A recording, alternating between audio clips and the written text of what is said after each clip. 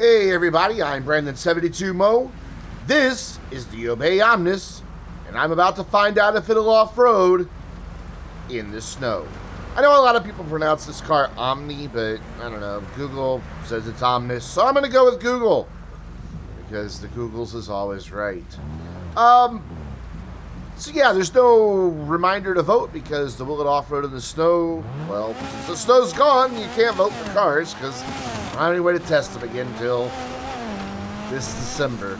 So we got 10 months to go until we see snow again. But that doesn't mean we can't still enjoy it a little bit through the vehicles that I've recorded as I nearly slide the car right off the side of the little trail. I have 2 more weeks after this of cars that I've recorded, some cool stuff coming. Another DNF for sure is in the cards, as well as some maybe an unexpected car. So look forward to those over the next couple of weeks. And then that'll be it for the Will It Off-Road in the Snow series. And then on Tuesdays, I'll go back to other GTA Online stuff. Quick tips, funny moments, Rockstar creator stuff. Anyways, the Omnis, all-wheel drive, little sports car. Definitely a rally car. Should not have too many problems. About the only problem that, I'm about to say liability with this car, is that it's really lightweight, so it does tend to want to get some air and bounce around on the bumps. And that could be a little bit of a problem when you're in the slippery snow, because you want all 4 of those wheels on the ground at all times getting traction. The car does have a ton of traction. It's amazing little machine. Does not lose a lot of speed off-road, so the snow is not going to slow it down like it does some other vehicles. It may lose a little bit. I haven't really looked into the handling file a whole lot. You'll notice that my car does not have a spoiler on it. On the Omnis, it does not make a difference. I would have to refer you to Bruffy1322 and his excellent discussion that he posted recently of why the Itali GTB Custom is slower, as I hit a rock, is slower than the regular Itali GTB, where he talks about the downforce that is present on some cars and not others, and the spoiler benefit that all the other cars get in the game that don't have that downforce multiplier in the handling piles. But on this car, it doesn't matter if you have a spoiler, and I don't like any of the spoilers that are available for this car, so I don't have one. But we're making good time up the mountain. Couple hiccups here and there. Again, just due to the car's lightweight, it wants to kind of spin around now and then, and it wants to bounce around a lot. All-wheel drive cars can be a bit of a problem in snow, and especially on ice in the real world, but in snow as well. They can kind of get a, I don't know what the word is for it, but the cars will want to rotate because the front wheels are turning too, and they'll want to kind of just go in whatever direction you turn the wheels, and the car will want to just spin around in that direction. Happens a lot. I remember years ago, the first time I was driving a 4x4 in ice, the thing just kept spinning around for no damn good reason. It was really frustrating. But the Omnis hasn't had too many of those problems, and it's up in 3 minutes, 11 seconds. Will it off-road in the snow? You bet it will. Even as night falls and the clouds are just below the top of Mount Chiliad. That's kind of beautiful, actually. It's a beautiful, beautiful, beautiful scene. But we now have to take it for a controlled descent. I'm now joined by my buddy Rocket, who just punched out a hiker. You didn't see that part. Commander Hobo's van's parked there to the side as I begin to slide off the side of the hill. Commander decided to go skydiving off the side of the mountain instead of driving back down, so he's on his way down. So the controlled descent for the Omnis, again, the lightweight will be the major liability here.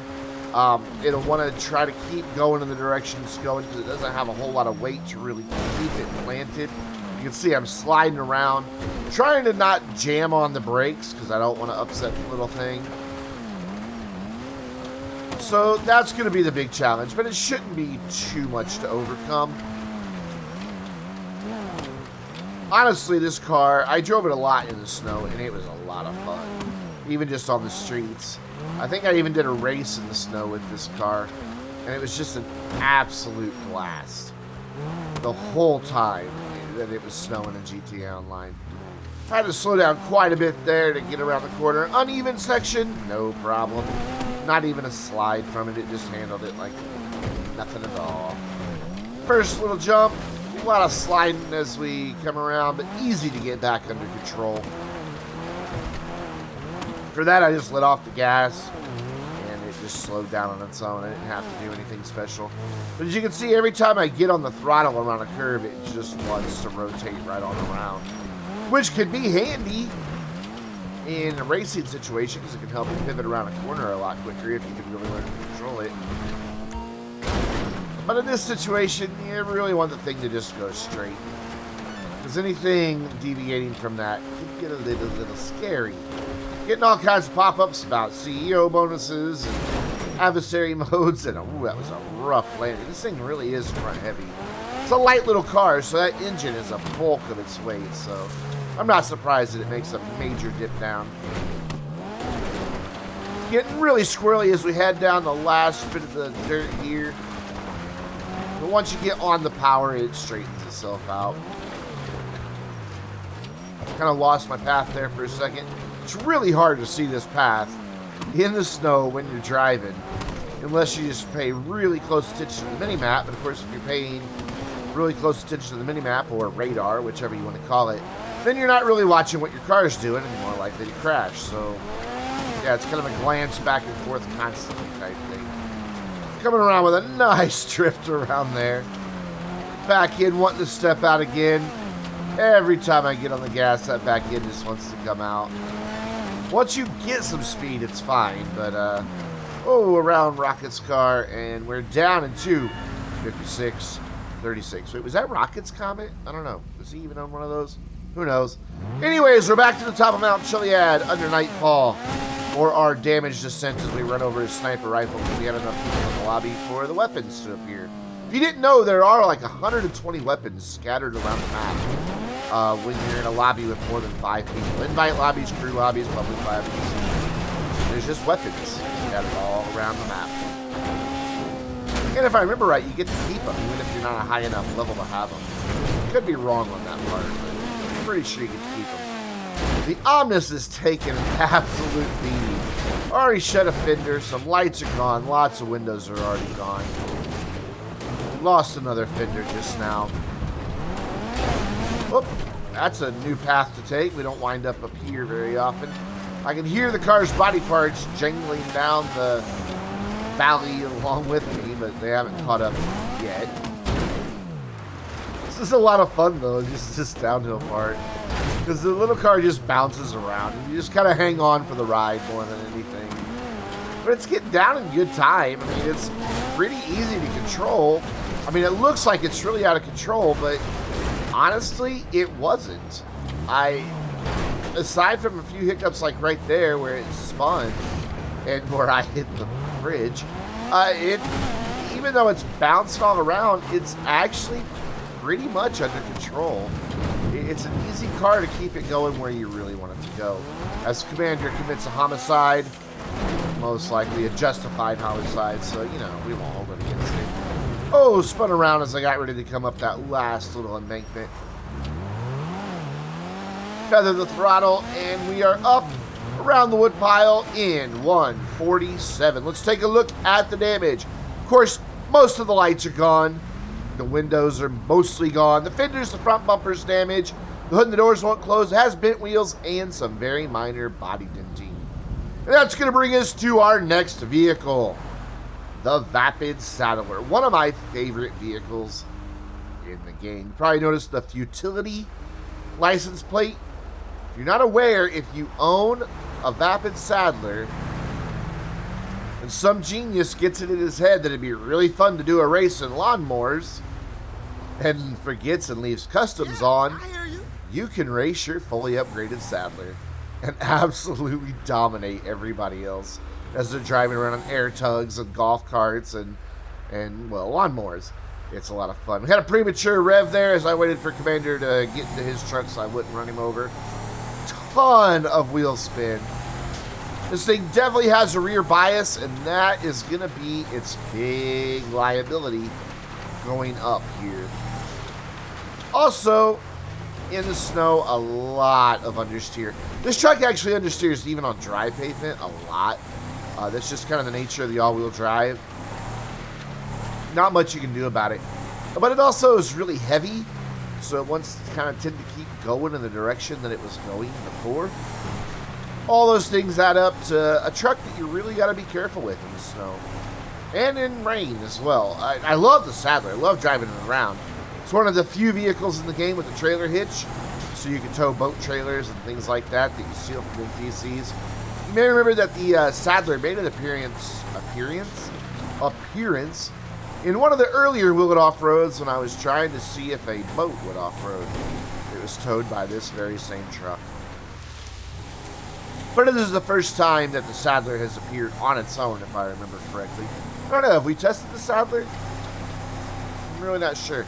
You can see that every time I get on the power, the back end is just sliding all around. It is a very powerful truck with just a lot of low-end grunt. I mean, it's geared really, really well to be able to pull something, but that is also making the wheels spin in the snow. Ran into a bit of a problem. Hit that bit of rock that juts out there as we're going up and around this corner, and it just lost all momentum. Trying to get it going, but it spun and wanted to go straight, so now I get to straighten it out from here, which means I'm going to very gently apply the gas. It finds its grip and it goes, and that is the beauty of the Sadler, is all of that low end power. If you are careful, as I roll it over, if you are careful on the throttle, it will find grip. And it has that enough low end power that the engine does not have to be turning very high RPMs to actually get the thing moving forward. Oh, sliding around a lot there as I failed to take my own advice. And a fail. At this point, Commander Hobo was admonishing me to feather the throttle as he shows off, honking at me as he comes around. Yeah, Commander, you're better at this than me. Actually, he is better at this than me. But, so yeah, I'm going to follow his advice, kind of feather the throttle, and slam into a rock. That was intentional. I wanted to do a burnout to get the truck turned back around. But then, following Commander's advice and feathering, we are back underway. And it looks like Patreon supporter Tacos Potatoes is in the lobby as well. I didn't know he was until that popped up. This is actually, I believe, the first vehicle I recorded. So there was a lot that I hadn't learned yet about this trail in the snow, which is why this is taking a lot longer. I got better with each vehicle that passed. Kind of like if you go back and watch my early Will It Off-Road videos, there was a lot to learn. I thought, oh, how hard can this be? I'll make a series. Yeah, honestly, I think I should go back and retest some of those earlier vehicles just so they get a more fair representation, but maybe someday. Maybe I'll do like a compilation video just showing them where they struggled and their finish and times and everything like that as I hiccup mid-sentence. But now that I'm following Commander's advice and feathering the throttle, it's going a lot smoother. Not as fast, but smoother. No struggles, really. Sadler's kind of in its element, really. It's handling it all quite well. There is still a bit of wheel spin, as you can see by the amount of snow getting kicked up, and you can hear it in the engine as well, because there's just a lot of wheel spin happening. So we're up and around here to our final challenge, and this is where the Sadler is gonna run into some problems, more because I hadn't yet learned to take this other path. This is where Commander figured it out. You may remember several videos ago, I mentioned why I go a little farther before I start to climb this. This was the recording where Commander figured out it's much better to go up a certain spot. And you'll see it happen here in just a minute that he figures it out. Takes him a couple tries, but he does eventually figure out it's the better place to go as he slides back down. I'm trying not to hit him, but I'm also trying to back up so I can get another run here.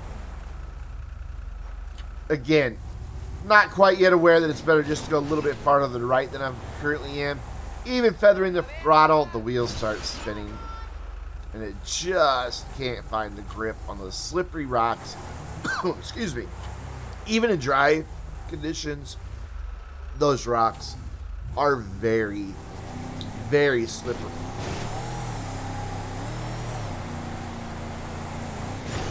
Try to half throttle run.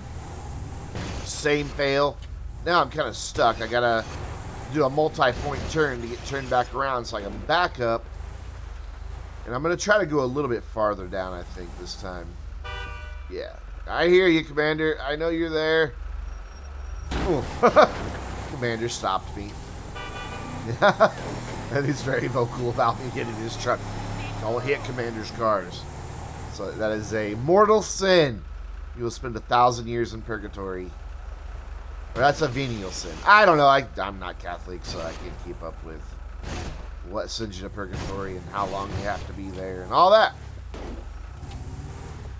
So, gonna back up again, try to get another run at it, and I think we're about to see Commander succeed here. Nope, not yet. I know that it was during this recording that he figured it out. And I don't know if you noticed, but me, Rocket, and Commander are all three in our Sadlers. We actually had a race a couple weeks ago in a live stream where somebody was like, put it on utilities. There we go. We're going up.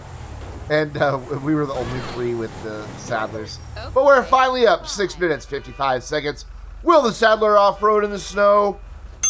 Yeah, it will. And the reason it took so long is just my inexperience and lack of skill. But we're up, which means we now have to go back down as there's just all kinds of chaos suddenly going on the screen. Tacos is here in his entity. You can tell that it's an entity just by the sound, but there you go to confirm it. It's an entity. As I have to make a multi-point turn, because this thing does have a very, very wide turning radius. Being very, very careful coming back over these rocks. So I do not want to go plummeting back over the edge. But we are onto the trail. So now it's just going to be a matter of keeping the truck going in a straight line. The Sadler does not have the best brakes. I mean, they're good in dry conditions, but they're not the best, and they do tend to want to lock up if you get on them too hard. So you can see my brake lights just flashing on and off. That's because I was just tapping the brakes. Wasn't on the throttle at all. I know the engine sounds like I am because it's revving up, but that's just engine braking, which the game actually does really well. Yeah, I'm just tapping the brakes so they don't lock up. Something that works in real world too if you don't have ABS. My old ancient car, the ABS glitches out all the time, so it's something I have to remember. Yeah, I know. You're like, Brandon, your ABS fucks up and you're driving that car still? Yep. Because I cannot afford a new car. Again, just being really careful here. Only flipping the throttle as I need to keep it moving forward. But for the most part, letting gravity do all the work to bring us down the hill. Tight turn. And oh, that wide turning circle. Almost spelled disaster. Last second save there as it was continuing to slide. Nearly went over the edge. So now I got to get it turned around. Which there's not a lot of room to do that. So I'm going to back up against the hill and hope that the front end will just come around enough. And it did. So now gently on the throttle. On the uneven section, not a problem for the Sadler. It just dipped down and handled it like a champ. And the first jump, not bad, but I was going incredibly slow because I didn't want it to be ugly. Kind of letting it slide around these corners quite a bit. I think that's just the best approach. Don't fight the slide, just kind of go with it. That's just good advice for life in general. Go with it. And especially in off-roading in a big, massive truck in the snow. I'd love to do something like this in real life, though. Let's get a good 4x4, fit it with some decent off-road, maybe some studded tires, and just go have some fun on some hills.